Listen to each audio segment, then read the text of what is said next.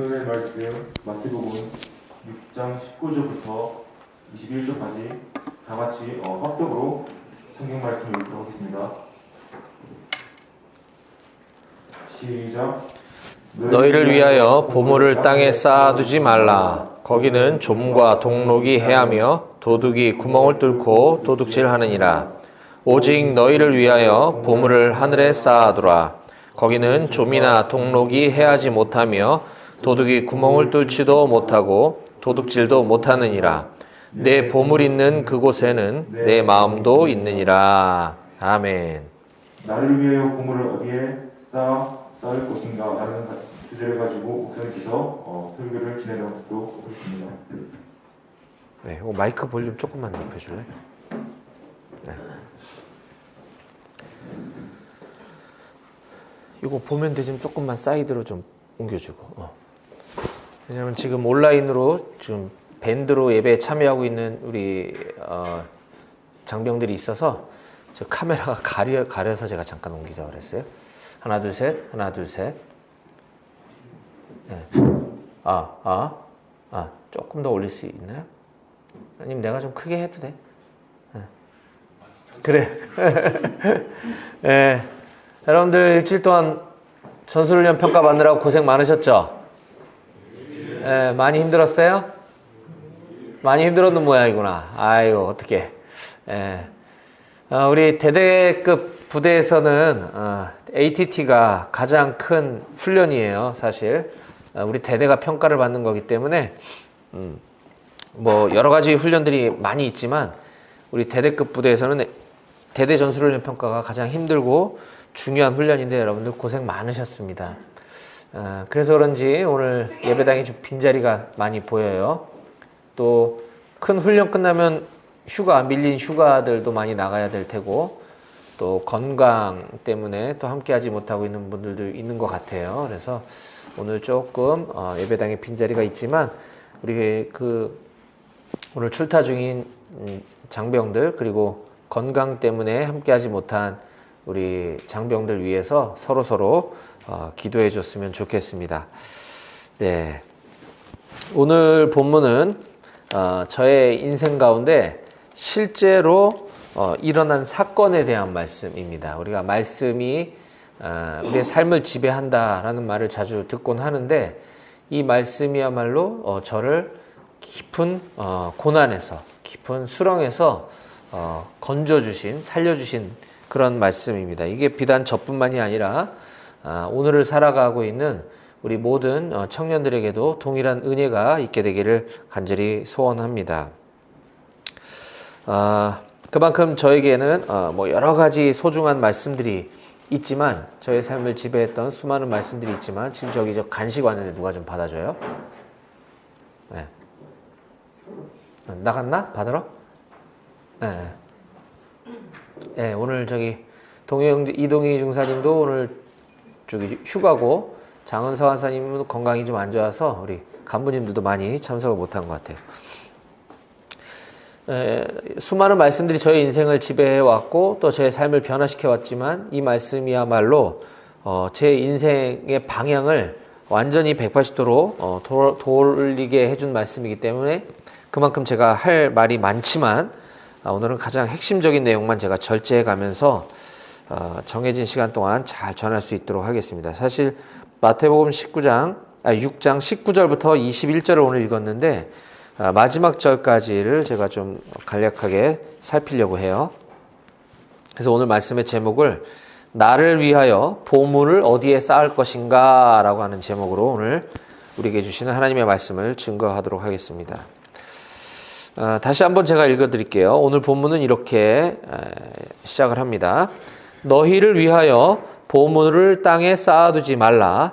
거기는 좀과 동록이 해하며 도둑이 구멍을 뚫고 도둑질 하느니라. 예, 너희를 위하여 보물을 땅에 쌓아두지 말라. 그러니까 우리의 먹고 사는 문제 이런 부분들을 가지고 거기에 몰두하지 말라 이런 뜻입니다. 거기는 좀과 동록, 벌레가 많다는 뜻이에요. 벌레가 많아서 다 해치게 된다. 그리고 도둑이 구멍을 뚫고 도둑질하느니라.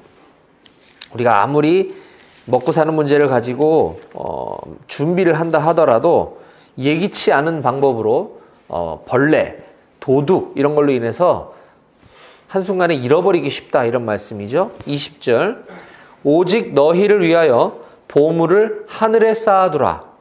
거기는 좀과 동록이 해하지 못하며 도둑이 구멍을 뚫지도 못하고 도둑질도 못하느니라.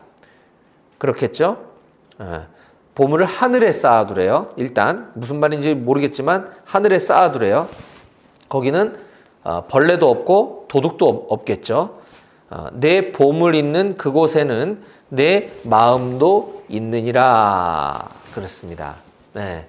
우리의 마음이 어디에 있는지가 중요하다라는 말씀이죠. 자, 이 본문은 단순히 생계 유지, 먹고 사는 일을 위해서 경제 활동을 하지 말라 이런 뜻이 아닙니다. 이 말씀의 본의는 재물이, 돈이 우리의 생명과 우리의 안전을 지켜줄 것이라 기대하며 그 물질, 돈을 의지하는 그런 자세를 금지하는 그런 말씀입니다. 자, 그렇다면 아까 잠깐 넘어갔었던 20절에 보물을 하늘에 쌓아두라. 이 말씀의 의미가 무엇일까요? 좀 어렵죠? 그것은 하나님 나라를 위한 일에 투자하라 이런 뜻입니다. 나 자신을 위하여 나에게 투자하지 말고 하나님 나라를 위해서 투자하라라는 뜻이에요. 근데 사실 이 투자라는 말도 제가 일부는 동의하고 일부는 좀 동의하기가 어렵습니다. 왜냐하면 굳이 투자라고 한다면 뭔가를 기대하고 하는 것이 투자잖아요. 근데 그건 좀 잘못된 거죠. 하늘에 보물을 쌓아두면 뭔가 좀 잘 될 거야. 이런 기대를 가지고 하늘에 투자한다면 그건 잘못된 것이고요. 다만 이 투자라는 말의 의미를 일부는 제가 동의하는 것은 이 투자는 투자자가 손익을 손실이 날 수도 있고 이익이 날 수도 있는 것을 감안하고 하는 것이 투자입니다. 그렇죠? 우리 재테크할 때 투자라는 말 쓰잖아요. 이 투자의 책임은 전적으로 투자자에게 있는 겁니다. 내가 투자해서 이익이 많이 나면 그거는 뭐 내가 잘한 거고 내가 그 돈을 다 잃어버려도 그 책임은 나한테 있는 거예요. 그런데 이 보물을 하늘에 쌓아두라 라고 했을 때 하나님 나라를 위해서 하늘에 투자하는 이것은 우리 크리스찬들에게 있어서 그 책임을 하나님께 전가하는 경향이 굉장히 많다는 거죠. 하나님, 제가 하나님 나라를 위해서 제가 주의 일을 위해서 이렇게 봉사도 열심히 하고 11조도 꼬박꼬박 잘 드리고 제가 이렇게까지 열심히 했는데 지금 제 삶이 이게 뭡니까? 제가 그랬어요. 제가 그런 기도를 많이 드렸었어요. 이거는 투자의 책임을 하나님께 전가시키는 거죠. 잘못된 것입니다. 자, 21절에 내 보물 있는 곳에 내 마음도 있다라고 하고 있습니다. 자, 여러분들 이 말씀 믿으시나요? 내 보물 있는 곳에 내 마음도 있다. 믿으시나요? 아멘? 예.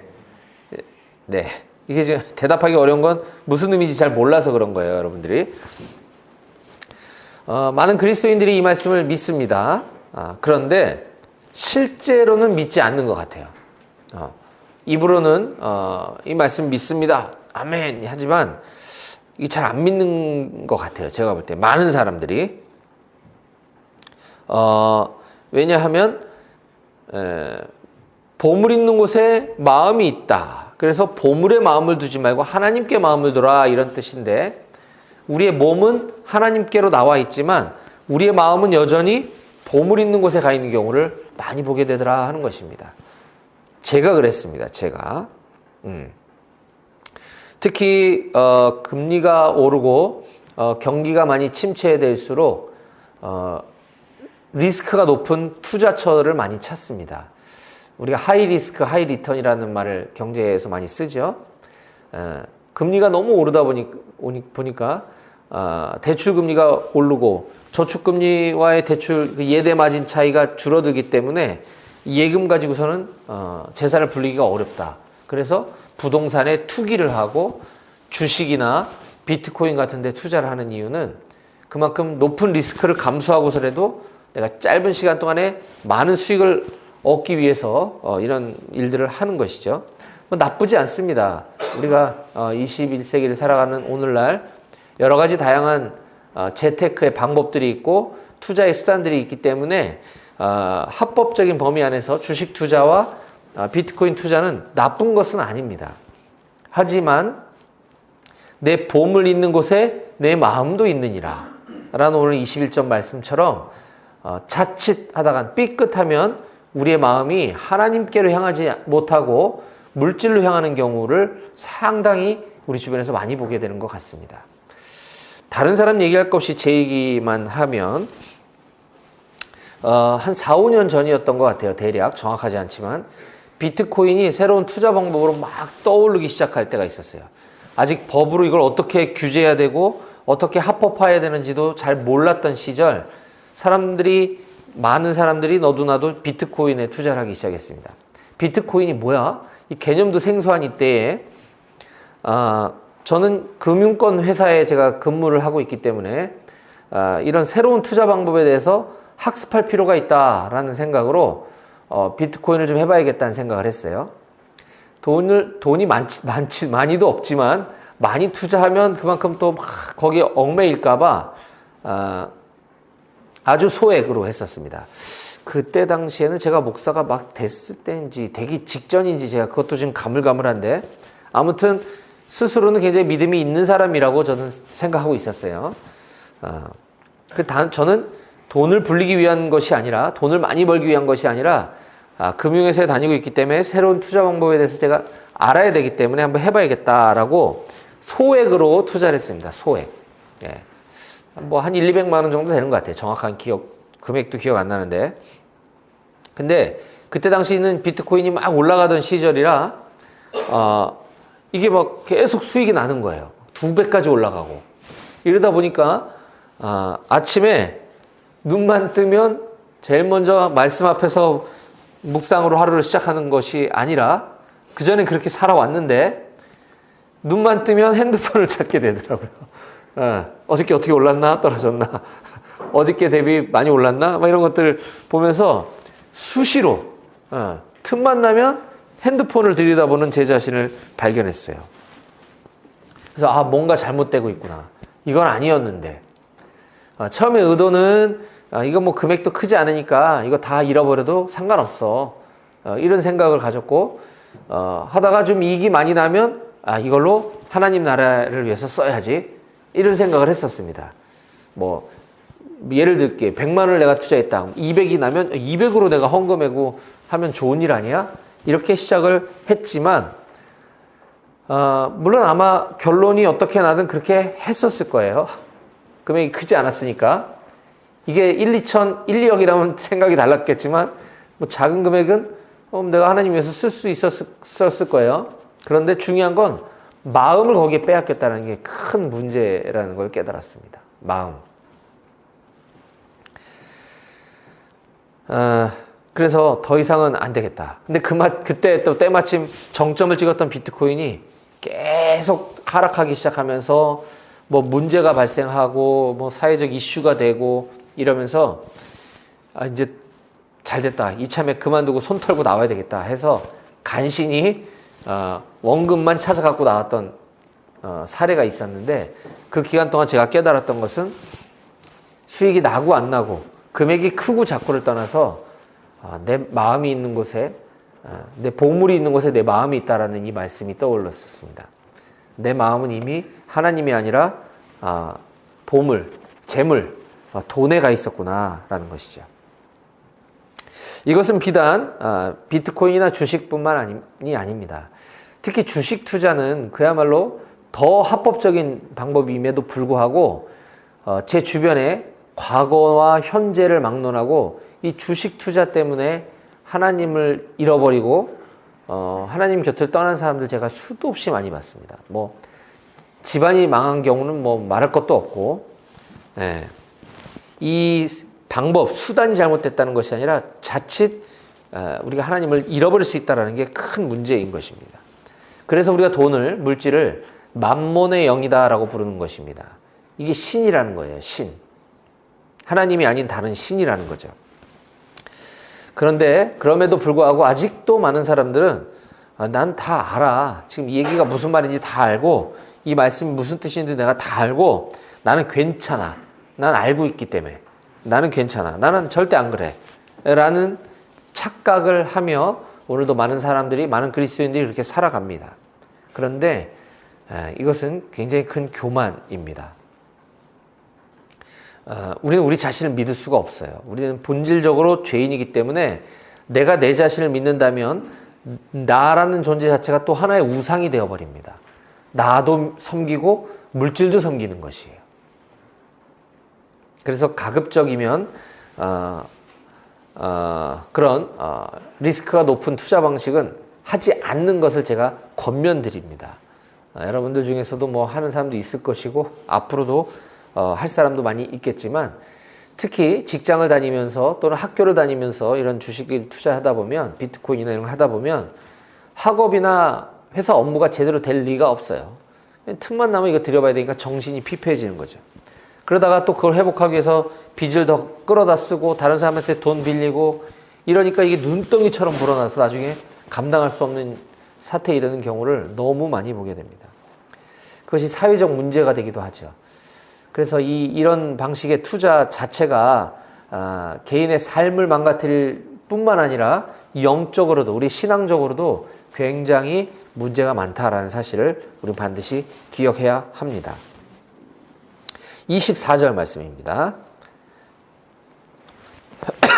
한 사람이 두 주인을 섬기지 못할 것이니 혹 이를 미워하고 저를 사랑하거나 혹 이를 중히 여기고 저를 경히 여김이라. 너희가 하나님과 재물을 겸하여 섬기지 못하느니라. 아멘. 네, 예수님의 말씀입니다. 한 사람이 두 주인을 섬길 수 없다. 왜냐? 하나님과 재물 겸하여 섬길 수 없다는 것이죠. 입으로는 하나님을 말하고 몸은 예배당 안에 와서 앉아 있으면서도 실제로는 돈을, 재물을 섬기는 사람들이 많이 있습니다. 제가 군생활 7년을 마무리하고 2004년에 사회에 나왔을 때 첫 직장이 외국계 보험회사의 세일즈맨으로 제가 사회생활을 시작을 했습니다. 특히 이제 뭐 이 직업이 나쁘다는 건 절대 아닙니다. 그런데 이 세일즈 업계는 특히 크리스찬들이 세일즈나 어떤 이런 인센티브가 높은 직업에 종사하다 보면 역시 이런 직업도 하이 리스크 하이 리턴입니다.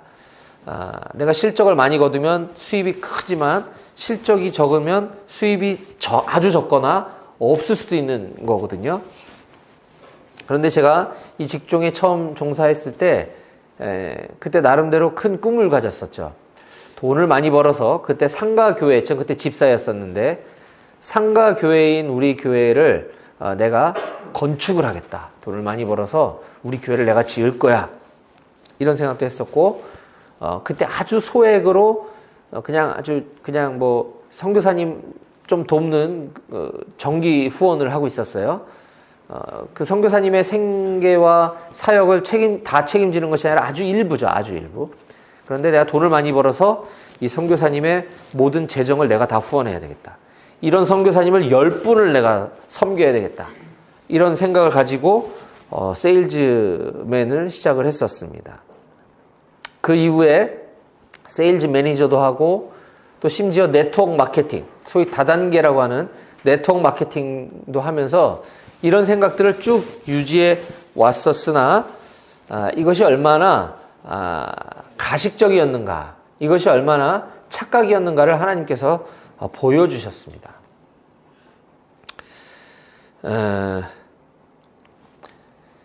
한때 그때 30대 초반의 나이에 지금으로부터 한 20여 년, 한 20, 30년 전 얘기인데 30년은 아니구나. 내가 60이 안 됐으니까.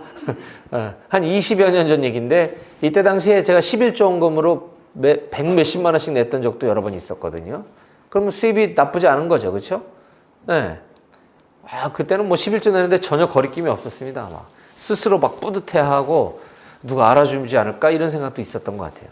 그런데 수입이 반토막이 나니까 자, 100몇십만 원 11조 하던 수입에서 반토막이 나도 상당히 높은 수입입니다. 그렇죠?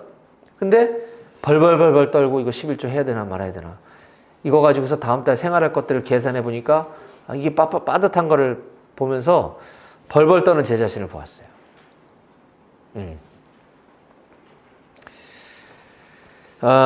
비록 세일즈나 이런 어떤 고수익에 종사하는 직업군들 뿐만이 아니라 크리스천 기업에 다니는 일반 회사원도 마찬가지입니다.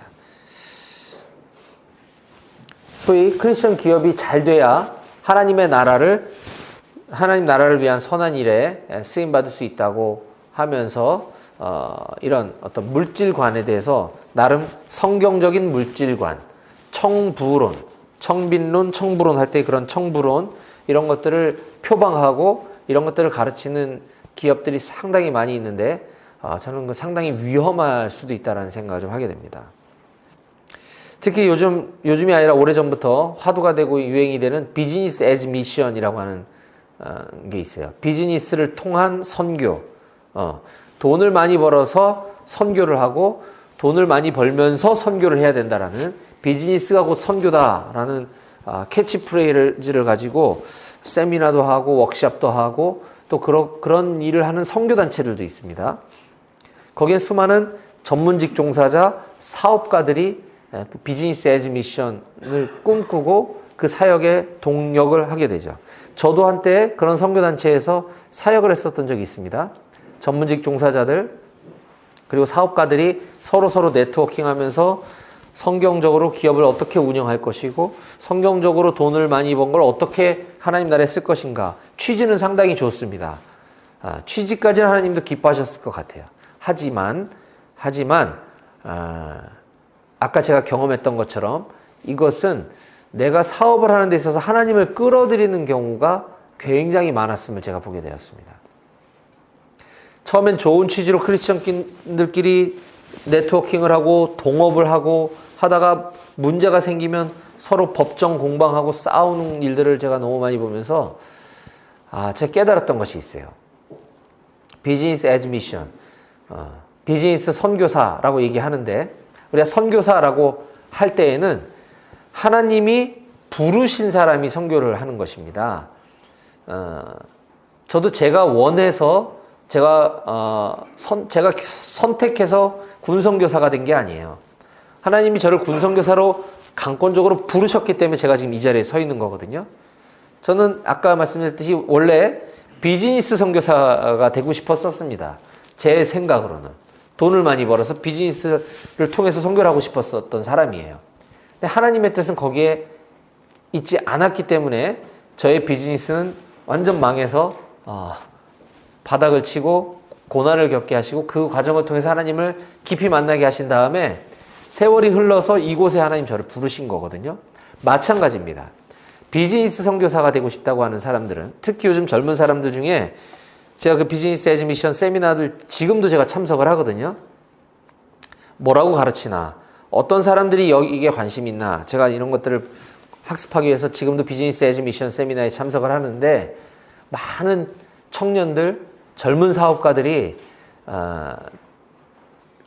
그걸 추구하는 모습을 보면서 되게 조심스럽다. 저분들이 잘 쓰임받았으면 좋겠다라는 마음이 굉장히 크게 듭니다.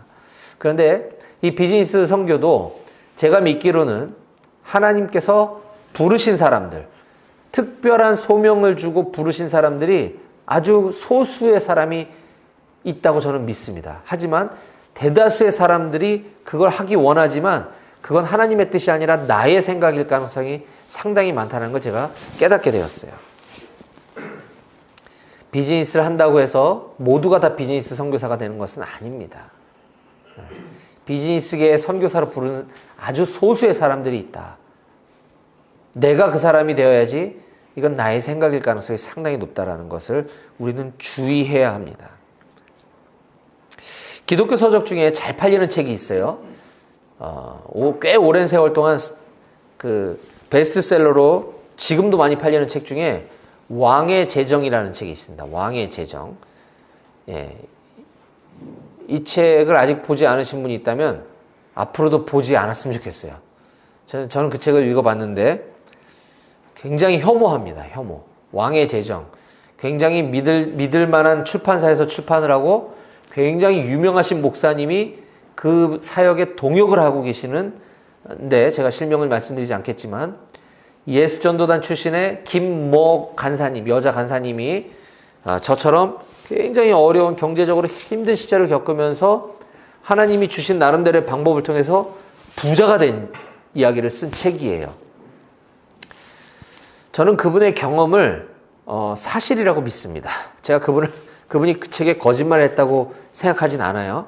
하지만 그 또한 하나님이 그분을 통해서 일하신 하나의 작은 사례, 예화에 불과할 뿐이지 이것을 일반화시키고 객관화시켜서 모두가 다 이렇게 하면 나처럼 돈을 많이 벌 수 있다라고 부추기는 것은 상당히 잘못됐다. 이건 기복주의 신앙을 가르치는 책이다라고 저는 봅니다. 그래서 이 왕의 제정이라는 책은 여러분들 보지 않았으면 좋겠고요. 그런 가르침들은 잘못된 것입니다. 그 책에 많은 사람들이 열광하는 것은 아까와 같이 동일한 난 돈을 많이 벌고 싶다. 그 돈을 많이 벌어서 나도 잘 살고 하나님 일에도 쓰이면 좋은 거 아니야? 이런 동기는 좋으나 결국은 그렇게 가다 보면 하나님을 떠나고 내 마음이 재물 쪽으로 향하는 경우가 상당히 많기 때문에 이런 책들은 보지 않는 것이 좋습니다. 오늘 본문 25절, 마태복음 6장 25절 이하는 제가 굉장히 힘든 시간들을 겪으면서 이제 더 이상 의지할 곳 없을 때, 제가 아까 그 비즈니스에서도 실패하고 또 이걸 만회해보고자 사업을 했다가 그것도 또 망하고 이러면서 대인 기피증에다가 자존감도 완전히 잃어버렸던 시절이 있었어요. 사람 만나는 것이 두렵고 제 주변에 있던 사람들, 저는 원래 사람을 되게 좋아하고 제 주변에 친구들도 많았지만 제가 어려워지니까 돈 빌려달라고 할까봐 뭐 뻔하지 않겠어요? 점점 멀어지고 연락이 끊어지고 하는 이 일들을 겪으면서 굉장히 자존감이 낮아지고 사람을 기피했던 시절이 있었어요. 빚이 너무너무 많이 늘어나서 더 이상 감당할 수 없을 지경에 이르렀을 때 저희 집은 법원에 유체동산 압류 딱지까지 다 붙고 그랬던 시절이 있었어요. 정말 내가 뭘 잘못했나, 어디서부터 어긋났는지 도저히 원인을 찾을 수도 없었고, 나름 교회를 어려서부터 열심히 다녔고 하나님 믿는다고 했는데 하나님은 도대체 어디 계신 거지? 하나님 왜 나를 이 지경에 만드셨어요? 하나님을 원망했던 적이 있었습니다. 더 이상 의지할 곳이 없으니까 하나님을 원망하면서 하나님을 찾았던 거죠. 하나님께 기도할 때 하나님이 이 말씀을 저에게 떠오르게 생각나게 해주셨어요. 마태복음 6장 25절 이하입니다. 제가 읽어드릴게요. 그러므로 내가 너희에게 이르노니 목숨을 위하여 무엇을 먹을까 무엇을 마실까 몸을 위하여 무엇을 입을까 염려하지 말라. 목숨이 음식보다 중하지 아니하며 몸이 의복보다 중하지 아니하냐. 공중의 새를 보라. 심지도 않고 거두지도 않고 창고에 모아들이지도 아니하되 너희 하늘 아버지께서는 기르시나니 너희는 이것들보다 귀하지 아니하냐. 너희 중에 누가 염려함으로 그 키를 한 자라도 더 할 수 있겠느냐. 또 너희가 어찌 의복을 위하여 염려하느냐. 들의 백합화가 어떻게 자라는가 생각하여 보라. 수고도 아니하고 길쌈도 아니하느니라. 그러나 내가 너희에게 말하노니 솔로몬의 모든 영광으로도 입은 것이 이 꽃 하나만 갖지 못하였느니라. 오늘 있다가 내일 아궁이에 던져지는 들풀도 하나님이 이렇게 입히시거든. 하물며 너희 일까 보냐. 믿음이 작은 자들아. 그러므로 염려하여 이르기를 무엇을 먹을까 무엇을 마실까 무엇을 입을까 하지 말라. 이는 다 이방인들이 구하는 것이라 너희 하늘 아버지께서 이 모든 것이 너희에게 있어야 할 줄을 아시느니라. 아멘. 네. 하나님 나라의 재정 원칙은 명확합니다. 내가 이런 경험을 했으니 나처럼 하면 돈을 많이 벌 수 있다는 것이 아니라 하나님 나라의 재정 원칙은 바로 이것입니다. 33절입니다. 그런즉 너희는 먼저 그의 나라와 그의 의를 구하라. 그리하면 이 모든 것을 너희에게 더하시리라. 아멘. 예. 그 앞에 나와 있는 말씀을 요약하면 이런 거 아니겠습니까? 먹고 사는 것 때문에 염려하지 마라. 먹을 거, 입을 거, 이런 것 염려하지 마라. 하늘에 나는, 공중에 나는 새를 봐라. 그 새들은 아무런 노력도 안 하고 창고에 먹을 거 모아놓지도 않아도 하나님께서 다 먹이시잖아. 들에 핀 꽃들을 봐라. 들의 백합화가 어떻게 자라는가 봐라. 수고도 아니하고 길쌈도 아니하지만 하나님께서 그 꽃을 화려하고 아름답게 해주시는 것이 솔로몬이 가졌던 그 영광과 비교할 수 없을 정도로 꽃이 저렇게 아름답지 않니? 그러므로 너희는 염려하여 이르기를 무엇을 먹을까? 무엇을 마실까? 무엇을 입을까? 어떻게 하면 돈을 많이 벌까? 고민하지 말라. 이런 건 이방인들, 믿지 않는 사람들이나 하는 거야.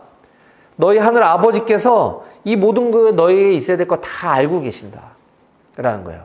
그러면서 너희가 해야 될 일은 오직 먼저 그의 나라와 그의 의를 구하라. 그리하면 이 모든 것을 하나님께서 다 알아서 해결해 주실 거야 라는 말씀입니다. 이 말씀이 저에게 실제가 되었던 거죠. 하나님의 나라는 뭡니까? 천국이죠. 천국은 우리가 죽어서 가는 곳이 천국만이 아닙니다. 하나님과 함께 하나님이 다스리시는 나라. 하나님 나라의 의미는 하나님이 다스리시는 것이에요. 내가 사는 삶이 하나님께 나의 인생을, 나의 미래를, 나의 통치권을 하나님께 맡기며 살아가는 것, 이것이 하나님의 나라를 구하는 것이고요. 그의 나라, 그의 의, 하나님의 의를 구하라. 이건 더 어렵습니다. 그의 의가 뭐냐 도대체? 로마서 1장 17절입니다.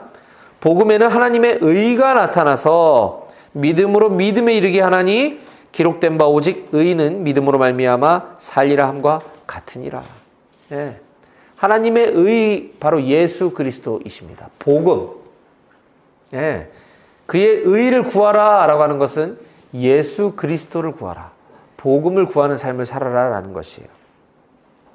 따라서 우리가 구할 것은 오직 하나님이 나를 다스려 주십시오 라는 하나님께 나의 통치권을 위임하는 것과 하나님의 나라와 예수 그리스도를 믿는 믿음.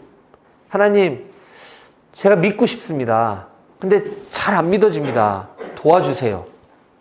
이것이 그의 의를 구하는 것입니다. 그러면 하나님께서는 여러분들의 현재의 필요와 미래의 인생의 모든 하나님의 계획하심을 다 이루어 가실 줄로 믿습니다. 아멘. 예. 저는 그렇게 사는 우리 모든 청년들이 다 되실 수 있기를 주님의 이름으로 간절히 축원드립니다. 기도하시겠습니다.